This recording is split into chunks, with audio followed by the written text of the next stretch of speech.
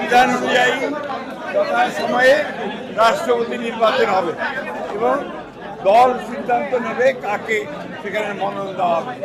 বিএনপিকে যারা ফ্যাসিবাদ বলেন তাদের হয় জ্ঞানের অভাব আছে অথবা তাদের মাইন্ডসেটটা এভাবে তৈরি হয়েছে।